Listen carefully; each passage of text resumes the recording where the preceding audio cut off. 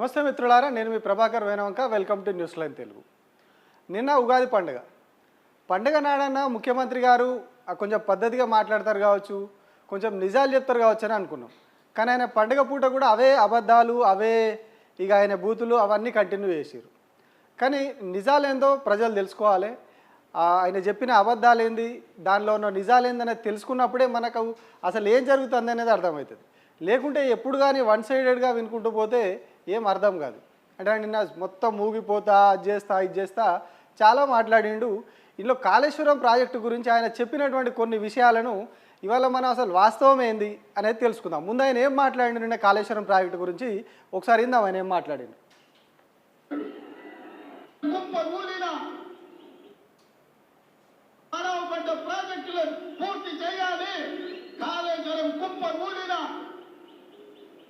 కాళేశ్వరం కుప్పగూలిందట. ఆయన కాళేశ్వరం అంటాడు, మా ఎంకన్ననేమో అది కూలేశ్వరం అంటాడు. కాళేశ్వరం అనే పేరు దేవునితో వచ్చింది. వీళ్ళు దాంతో కూడా ఎట్లా ఆటలాడుతుర్రో చూడుర్రి.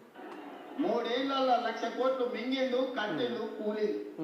నేనేం చెప్పిన అంటే పని మంత్రులు పనిచేస్తేనంటే కుక్కతో కలిగి కూలిపోయిందంట.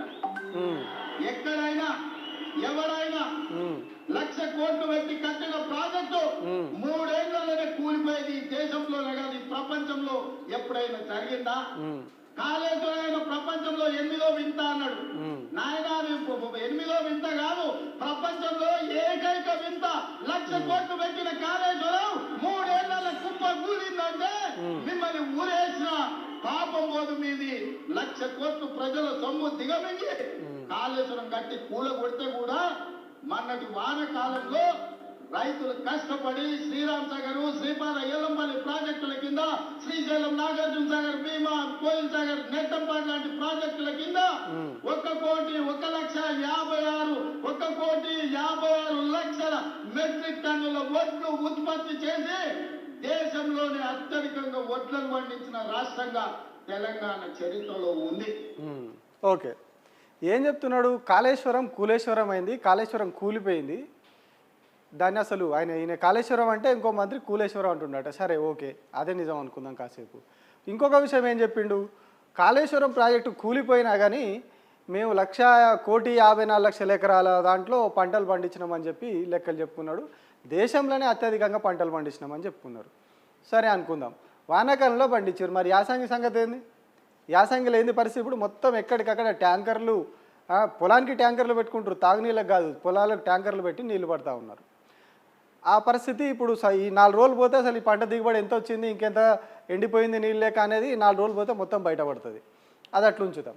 ఏదైతే కాళేశ్వరం కూలిపోయినా కానీ మేము నీళ్ళు ఇచ్చినాము, అత్యధికంగా పంటలు పండించినామని ముఖ్యమంత్రి గారు నిన్న ఒక అబద్ధాన్ని చాలా ఏమంటారు, మసిపూసి మారేడుకాయ చేసినట్టు, చేదు మీద ఒక తీపి కోటింగ్ వేసి చెప్పినట్టుగా ప్రజలకు నిన్న మొత్తం ఆవేశంతో ఊగిపోతా చెప్పారు. అసలు ఈ కాళేశ్వరం ప్రాజెక్ట్ అంటే ఏంటిది? మరి ముఖ్యమంత్రి గారికి అవగాహన ఉందా, లేకపోతే అధికారులైనకు అవగాహన వచ్చేటట్టు చేస్తలేరా, మంత్రులకు అవగాహన వస్తలేదా? అది ఏం అర్థం కాని పరిస్థితి. కాళేశ్వరం అంటే ఒక ప్రాజెక్టు కాదు, ఒక డ్యామ్ కాదు, ఒకటే రిజర్వాయర్ కాదు. కాళేశ్వరం అంటే ఇగో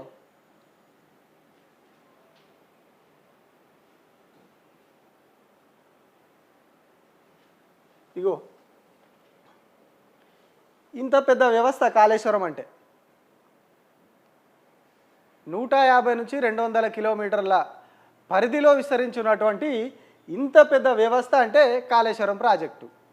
అందులో డ్యాము, ఇవన్నీ ఈ రిజర్వాయర్లు, మధ్యలో రిజర్వాయర్లు, కింద టన్నెళ్ళు, కాలువలు, పైప్ లైన్లు ఇవన్నీ ఉన్నాయి. ఇవన్నీ కలిపితే కాళేశ్వరం ప్రాజెక్ట్ అవుతుంది. మరి కాళేశ్వరం ప్రాజెక్టు కూలిపోయింది అన్నప్పుడు ఏం కూలిపోవాలి? ఇవన్నీ కూలిపోవాలి. ఈ వ్యవస్థ ఏదైతే వీళ్ళు కట్టిరో, ఇక్కడ మేడిగడ్డ కాంచెల్లి, మేడిగడ్డలు ఎక్కడైతే 2 పిల్లర్లు కుంగిన కాడ వీళ్ళు దాన్ని పట్టుకొని సినిమా చేస్తున్నారో, మేడిగడ్డ దగ్గర మేడిగడ్డ నుంచి దాని మీద ఉన్న అన్నారం కావచ్చు, మీద ఉన్న సుందిల్ల కావచ్చు, ఆ 3 బ్యారేజ్లు కూలిపోవాలి.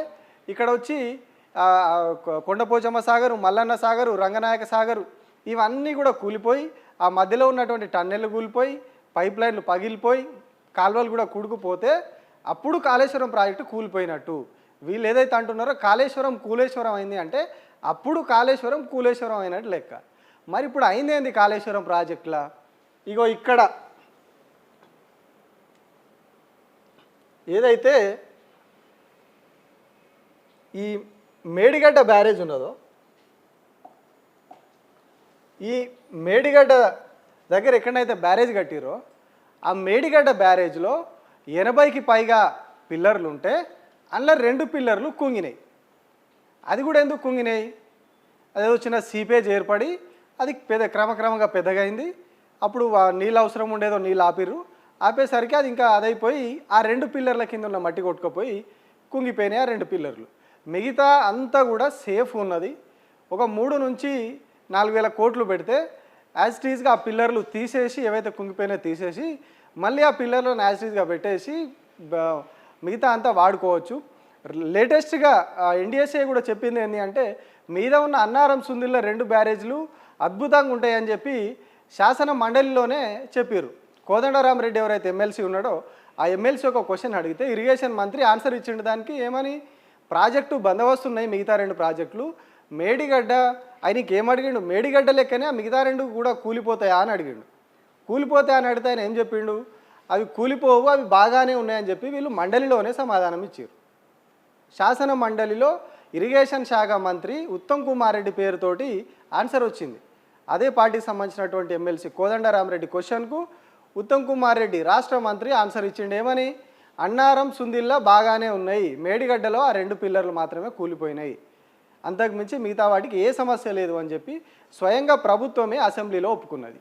మరి ఇప్పుడు ముఖ్యమంత్రి గారు నేను ఏం మాట్లాడిరు, కాళేశ్వరం కూలేశ్వరం అయింది, కాళేశ్వరం కొట్టుకుపోయిందని చెప్పి వాళ్ళు మాట్లాడిండు. అసలు కాళేశ్వరం ప్రాజెక్టే లేకున్నా మేము నీళ్ళు ఇచ్చినామని చెప్పిండు. 1 కోటి ఎకరాలకు పైగా మేము నీళ్ళు ఇచ్చినాం, నీళ్ళు ఇచ్చినాం, దేశంలోనే ఎన్నడూ లేనంత పంట పండించినామని చెప్తుండు. సరే, మరి ఎక్కడి నుంచి ఇచ్చిర్రు నీళ్ళు? వీళ్ళు ముఖ్యమంత్రి గారు చెప్తున్న దాని ప్రకారం నీళ్ళు ఎక్కడి నుంచి ఇచ్చినాం అంటారు అంటే, గతంలో మేము ఏవైతే కట్టినామో ఇది ఎస్ఆర్ఎస్పి, ఇది కడెం, ఈ 2 ప్రాజెక్టుల నుంచే మేము నీళ్ళు ఇచ్చి పంటలు పండించినాం అత్యధికంగా అని చెప్తున్నారు. ఆ నీళ్ళు ఎట్లా వచ్చినాయి మరి పైకి? అక్కడ శ్రీరామ్ సాగర్ ఆయకట్టుకు గతంలో 10 ఏళ్ల కింద ఎందుకు నీళ్ళు రాలేదు, మొన్నటి వరకు ఎట్లా వచ్చినాయి, ఇప్పుడు రైతులు ఎందుకు ఇబ్బంది పడతారు, మీరు ఈ ఏడాది కాలంలో మీరు ఎట్లా నీళ్ళు ఇచ్చిర్రు? దీని కింద ఉన్న వ్యవస్థ శ్రీరామ్ సాగర్ ప్రాజెక్టు కింద ఇప్పటి వరకు కూడా ఇంకా పనులు పూర్తి కాలేదు. అది ఎప్పుడో జమాన్లో కట్టిన ప్రాజెక్టు, ఇప్పటి వరకు కూడా టైల్ ఎండ్ వరకు పనులు కంప్లీట్ కాలేదు, స్టిల్ పెండింగ్ ఉన్నాయి. ఆ పెండింగ్ పనులు కాళేశ్వరం ప్రాజెక్టులో వాటిని మిక్స్ చేసుకుంటూ వాటి ఆ కాలువలు కావచ్చు మిగతా అన్నీ కూడా వీళ్ళు కట్టుకుంటూ పోయారు. ఏదైతే మధ్యలో మిడ్ మానేర్ ఒకటి ఉంది, ఆ మిడ్ మానేర్ను అది చేసిర్రు. దాని నుంచి ఇప్పుడు ఏదైతే మన వీళ్ళు శ్రీరామ్ సాగర్ ప్రాజెక్టు కింద ఎల్లంపల్లి ప్రాజెక్టు ఉంటుంది, ఆ ఎల్లంపల్లి నుంచి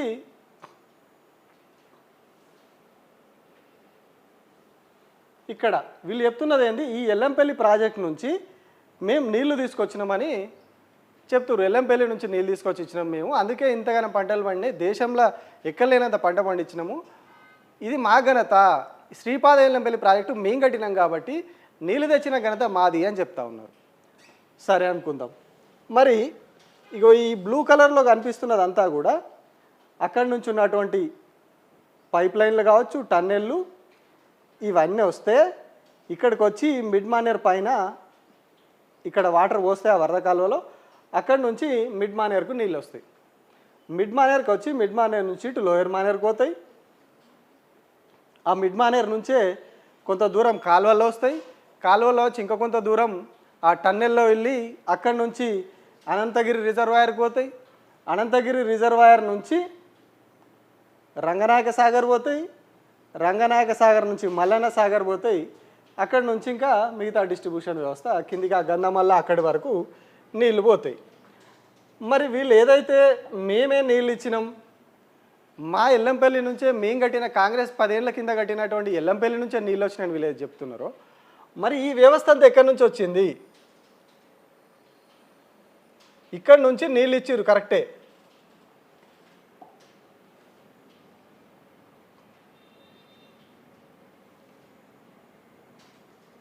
ఇక్కడ ఎల్లంపల్లి ఉన్నది, ఈ ఎల్లంపల్లి నుంచి నీళ్ళు ఇచ్చిర్రు కరెక్టే, ఎల్లంపల్లి నుంచే నీళ్ళు ఇచ్చిర్రు, మీరు చెప్తున్న దాంట్లో కూడా నిజం ఉన్నది, ఎల్లంపల్లి నుంచి నీళ్ళు ఇచ్చిర్రు.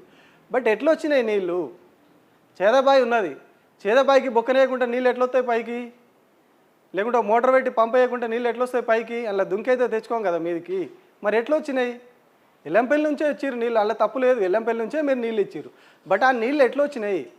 మెదక్ జిల్లా దాకా ఎట్లా వచ్చినాయి? అక్కడ నుంచి ఇప్పుడు మొన్న మీరు ఆ రంగనాయక సాగర్ నుంచి అక్కడ నుంచి కాలువలోకి ఇచ్చిన నీళ్ళన్నీ కూడా వీళ్ళు బీఆర్ఎస్ వాళ్ళు లొల్లి చేస్తే మీరు ఇప్పుడు అక్కడిక్కడ వదులుతున్నటువంటి నీళ్ళన్నీ కూడా ఎట్లా వచ్చినాయి? ఎక్కడి నుంచి వచ్చినాయి? దాని మీద నిజాలు చెప్పరు. కానీ అందులో ఉన్న వాస్తవం ఏంటి అంటే ఇదంతా కూడా కాళేశ్వరం ప్రాజెక్టులో భాగంగా వచ్చిన నీళ్ళే, కాళేశ్వరం ప్రాజెక్టు ద్వారా వచ్చిన నీళ్ళే. ఎందుకు అంటే కాళేశ్వరం ప్రాజెక్టు ఈ పెద్ద వ్యవస్థ కాళేశ్వరం ప్రాజెక్టు, అందులో మేడిగడ్డ ఒక బ్యారేజ్, అందులో మాత్రమే ఒక బ్యారేజ్ మేడిగడ్డ అనేది.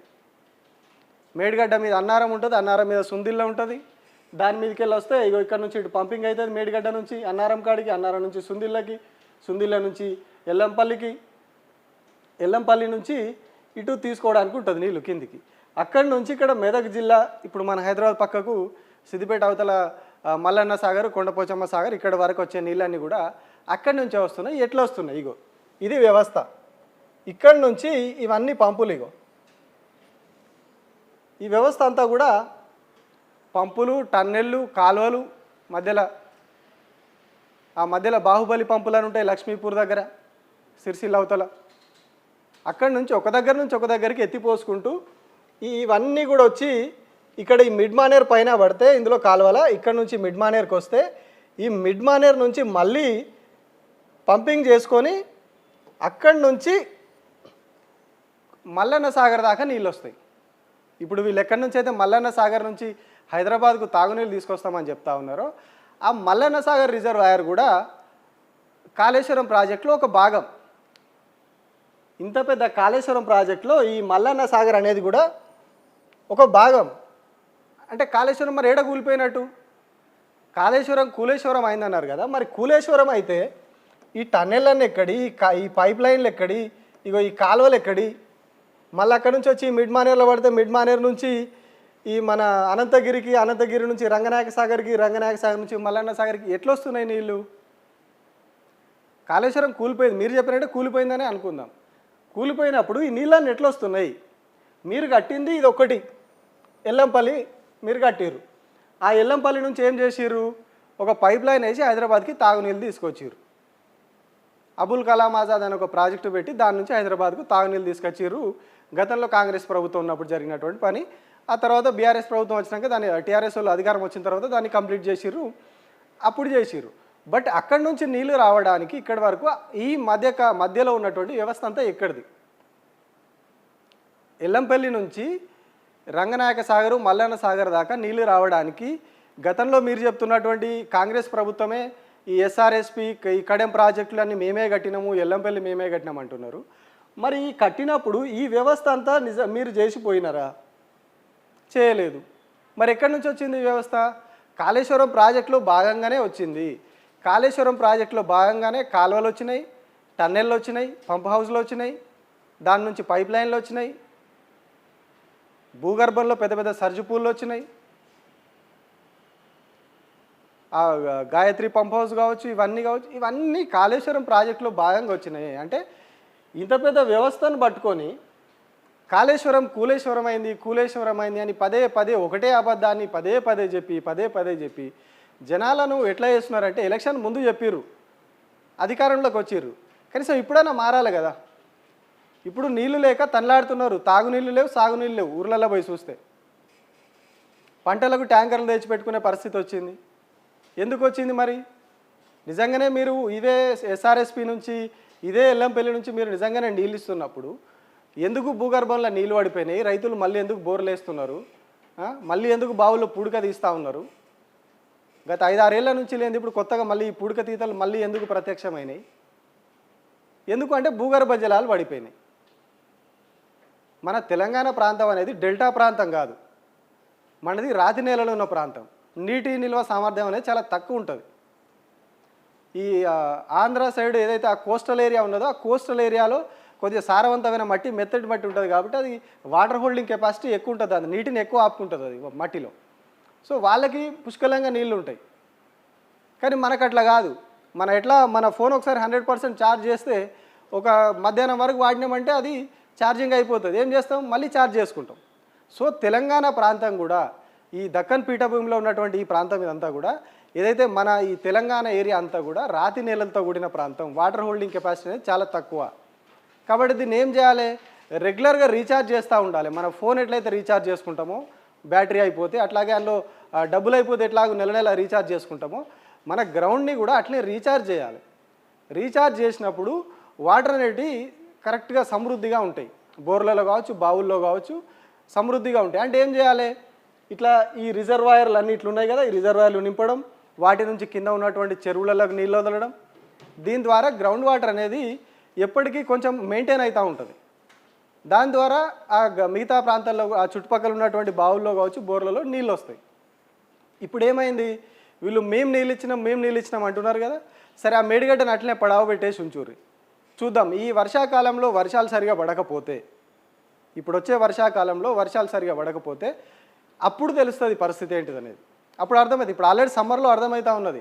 చాలా చోట్ల బోర్లు మళ్ళీ వేస్తున్నారు, కొత్త బోర్లు వేస్తున్నారు, బావుల్లో పుడికలు తీస్తున్నారు. ఎందుకు వచ్చింది పరిస్థితి అంటే గ్రౌండ్ వాటర్ పడిపోయింది. ఎందుకు పడిపోయింది?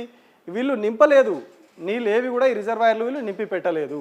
మొన్న పంటలు ఎండిపోతున్నాయని రైతులు రోడ్లు ఎక్కితే, ఆ తర్వాత వాళ్ళకి సపోర్ట్గా బీఆర్ఎస్ వాళ్ళు రోడ్డు ఎక్కితే, అప్పుడు అక్కడి నుంచి ఎల్లంపల్లి నుంచి నీళ్లు తీసుకొని అక్కడి నుంచి ఎత్తిపోసుకుంటూ మల్లన్న సాగర్ వరకు నీళ్ళు తీసుకొచ్చి అక్కడి నుంచి కొద్దిగా కాలువలకు నీళ్ళు ఇస్తూ ఉన్నారు. ఇదంతా కూడా జరిగేది కాళేశ్వరం ప్రాజెక్టులో నిర్మించినటువంటి కాలువలు, టన్నెల్స్, పంప్ హౌజ్లు, వీటి ద్వారానే జరుగుతున్నది.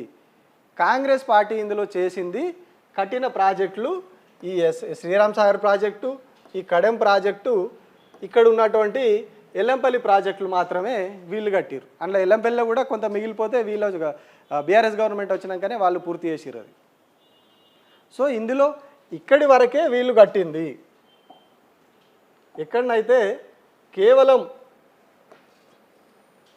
ఈ బెల్ట్ మాత్రమే, ఈ మూడు,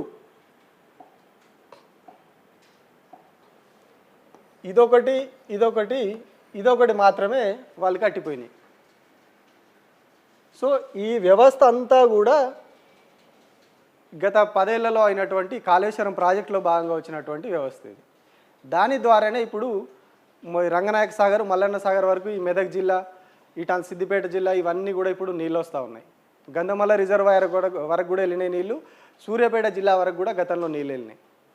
ఇప్పుడు ఎందుకు వస్తలేవంటే ఎల్ఎండి డౌన్ అయిపోయింది. ఎల్ఎండి నుంచి కిందికి కాకతీయ కాలువ ద్వారా అటు నుంచి సూర్యాపేట వరకు వాటర్ పోతాయి. సో ఇప్పుడు ఎల్ఎండిలోనే వాటర్ లేవు, మొత్తం అయిపోయినాయి. సేమ్ గతంలో 10 ఏళ్ల కింద ప్రతి సమ్మర్లో అక్కడ కొట్లాటలు జరిగేవి కరీంనగర్లో. ఎక్కడైతే ఆ కాకతీయ కాలువకు నీళ్ళు వదులుతారో ఆ నీళ్ళు వదిలే ఆ గేట్ల దగ్గర పోయి స్థానిక నాయకులు గొడవ చేసేవాళ్ళు, ఇసుక బస్తాలు అడ్డం పెట్టేవాళ్ళు. నీళ్ళు వదలొద్దు కిందికి, ఇక్కడ కరీంనగర్ టౌన్కి పక్కన ఉన్న ఊర్లకి నీళ్ళు కావాలని చెప్పి. సేమ్ ఇప్పుడు మళ్ళీ అదే పరిస్థితులు వస్తున్నాయి. కిందకి నీళ్ళు వదిలే పరిస్థితి లేదు. ఎక్కడ తాగునీళ్లకు ఉంచిన తర్వాతనే కిందికి వదలడానికి ఉంటుంది. సో ఇప్పుడు కూడా అదే పరిస్థితి వస్తుంది. నెక్స్ట్ వర్షాకాలంలో సమృద్ధిగా వర్షాలు పడకుంటే, ఇప్పుడు ఏదైతే ముఖ్యమంత్రి గారు నిన్న కాళేశ్వరం కూలేశ్వరం అయింది, అది లేకున్నా మేము ఇన్ని ఎకరాలలో పంట పండించినాం, దేశంలోనే నెంబర్ 1 చేసినాం అని చెప్పారో, అందులో ఎంత నిజం ఉన్నది, ఎంత అబద్ధం ఉందనేది అప్పుడే స్పష్టమవుతుంది. అందులో క్లియర్ కట్గా వాళ్ళకి అర్థమవుతుంది. సో ఒకవైపేమో మరి కాళేశ్వరం కూలిపోయింది అంటున్నారు. అదే కాళేశ్వరంలో ఉన్నటువంటి హైదరాబాద్కు మల్లన్న సాగర్ నీళ్ళు ఎప్పుడు, ఇది జనవరిలో, ఈ ఏడాది జనవరిలో ముఖ్యమంత్రి గారు రివ్యూ చేశారు. 20 టీఎంసీల నీళ్లు తీసుకురావాలి. ఎక్కడి నుంచి? మల్లన్న సాగర్ నుంచి. ఇదే మల్లన్న సాగర్ కట్టద్దు అని చెప్పి పోయి అక్కడ దీక్షలు చేసిన వ్యక్తి రేవంత్ రెడ్డి ప్రతిపక్ష నేతగా ఉన్నప్పుడు. ఇప్పుడు అదే మల్లన్న సాగర్ నుంచి ఏదైతే కాళేశ్వరం ప్రాజెక్టులో భాగంగా ఉన్నదో, కాళేశ్వరం ప్రాజెక్టులో భాగంగా ఇగో ఇక్కడ ఉన్నదో ఈ మల్లన్న సాగరు, దీని నుంచి ఇప్పుడు హైదరాబాద్కి నీళ్ళు తీసుకొస్తారు. ఇది కూడా కాళేశ్వరం ప్రాజెక్టులో భాగమే. అందులో భాగంగానే కట్టిరు దాన్ని. అది భూకంపాలు వస్తే కూలిపోతాయి, భూకంపాలు అది కడితేనే భూకంపాలు వస్తాయి, ఏదైనా జరిగితే మొత్తం ముంపు వస్తుందని చెప్పి దీని మీద పెద్దలు చేసిరు అప్పుడు కాంగ్రెస్ వాళ్ళు. ఆ ముంపు గ్రామాల విషయంలో కూడా పోయి అక్కడ ధర్నాలు చేసి పెద్ద రచ్చ అప్పుడు. ఇంకా ఇప్పుడు అదే మల్లన్న సాగర్ నుంచి హైదరాబాద్కు తాగునీళ్ళు తీసుకొచ్చడానికి స్వయంగా అదే అప్పుడు ఎవరైతే అడ్డంకి చెప్పిండో ఆయననే రివ్యూ చేసాడు. 20 టీఎంసీల నీళ్లు తీసుకురావాలి, హైదరాబాద్కు నీళ్ళ కష్టాలు లేకుండా చూడాలని చెప్పేసి ఆయన్నే రివ్యూ చేసిండు. మరి ఇప్పుడు కాళేశ్వరం కూలిపోయిందా, ఇంకేం కూలిపోయింది? అక్కడ ఆయన ఇంకో మాట కూడా అంటాడు, ఈ ప్రపంచంలో ఎప్పుడైనా జరిగిందా? కాళేశ్వరం ప్రపంచంలో 8వ వింత అన్నాడు. నాయన 8వ వింత కాదు, ప్రపంచంలో ఏకైక వింత. 1,00,000 కోట్లు పెట్టిన కాళేశ్వరం 3 ఏళ్ల కుప్ప కూలిందంటే మిమ్మల్ని ఊరేసిన పాపం పోదు. మరొక దిక్కేం ఉరేయాలంటాడు, సంపాలంటాడు. మరి ఇంకో దిక్కం అదే కాళేశ్వరం ప్రాజెక్టులో భాగం కట్టిన మల్లన్న సాగర్ నుంచి హైదరాబాద్కు నీళ్ళు తీసుకొచ్చడానికి ఆయననే కూర్చొని రివ్యూ చేస్తాడు. అంటే మరి ఇది ఆయనకు అవగాహన లేమితో జరుగుతుందా, లేకపోతే అధికారులు మిస్గైడ్ చేస్తుర్రా ఆయనని? ఎందుకంటే ముఖ్యమంత్రి స్థాయిలో ఉన్నాడంటే ఇక ఎంతో కొంత ఖచ్చితంగా ప్రాజెక్టుల మీద వాటి మీద అవగాహన ఉంటుంది, ఉండకుండా అయితే ఉండడు. ఈ నెలల నుంచి అధికారంలో ఉన్నాడు ఆయన, అవగాహన లేకుండా ఉంటుంది. కానీ కేవలం తప్పుడు ప్రచారం చేయడానికి, బురద చల్లడానికి, ప్రజల మైండ్ని పొల్యూట్ చేయడానికి చేస్తున్నటువంటి ప్రాపగండా లెక్క కనిపిస్తున్నది తప్పితే ఇందులో ఒక్క ముక్క కూడా వాస్తవం లేదు. కాళేశ్వరం ప్రాజెక్టు కూలిపోలేదు. కూలిందల్లా మేడిగడ్డ అనే ఒక్క బ్యారేజీలో, అందులో ఉన్నటువంటి అన్ని బ్యారేజీలు, అన్ని రిజర్వాయర్లలో ఒక్క బ్యారేజీలో 2 పిల్లర్లు గుంగినాయి. అందులో కూడా 80కి పైగా దాదాపు 90 పిల్లర్లు ఉంటాయి. అందులో ఆ పిల్లర్లలో 2 పిల్లర్లు కుంగిపోయినాయి. మిగతా అంతా కూడా బాగానే ఉన్నది. కాళేశ్వరం ప్రాజెక్ట్ అంతా కూడా బేసిక్గా ఉన్నదని చెప్పి మొన్న మండలిలో కూడా చెప్పారు.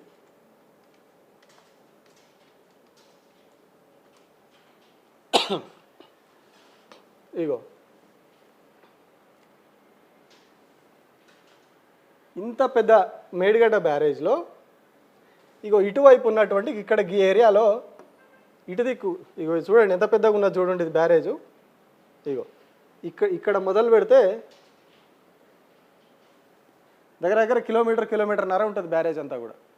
ఆ బ్యారేజ్లో ఇన్ని పిల్లర్లలో ఇగో ఈ చివరన ఈ ఏరియాలో ఇగో ఇవే ఈ ఏరియాలో ఇంకో ఈ ఏరియాలో ఒక 2 పిల్లర్లు కుంగినాయి. కుంగిపోతే వాటిని బట్టి సినిమా చేసి మొత్తం ప్రాజెక్టే కూలిపోయిందని చెప్పి అదే ప్రాజెక్ట్ నుంచి నీళ్ళు వస్తాయి, అదే ప్రాజెక్ట్ నుంచి హైదరాబాద్ నీళ్ళు తెస్తామని వీళ్ళు చెప్తారు. బయటికేమో కాళేశ్వరం, కూలేశ్వరం ఉరిదీయాలి. మరి ఇప్పుడు ఎవరు ఉరిదీయాలి? ప్రాజెక్ట్ అంతా మంచిగానే ఉందని అసెంబ్లీ వేదికగా చెప్పిన ఉత్తమ్ కుమార్ రెడ్డినా, క్వశ్చన్ అడిగిన కోదండరామరెడ్డినా? అదంతా బేసిక్గా ఉన్నదాన్ని వాళ్ళ ప్రభుత్వమే చెప్పుకుంటా దాని నుంచి నీళ్ళు తెచ్చుకుంటామని రివ్యూలు చేస్తున్నటువంటి మరి ముఖ్యమంత్రిగా అంటే కేవలం ప్రజలు తప్పుదారి పట్టించే అది తప్ప ఇందులో ఎట్లాంటి నిజం లేదు. కాళేశ్వరం ప్రాజెక్టు నుంచే నీళ్ళు వస్తూ ఉన్నాయి. కాళేశ్వరం ప్రాజెక్టు వల్లే భూగర్భ జలాలు పెరిగినాయి, ఇప్పుడు తగ్గుతా పోతూ ఉన్నాయి. రిజర్వాయర్లని నింపట్లేదు కాబట్టి తగ్గుతా పోతూ ఉన్నాయి. సో ఈ వర్షాకాలంలో ఈ వాస్తవాలు ఏందనేది ఇంకా క్లియర్గా అర్థమవుతాయి. Thank you.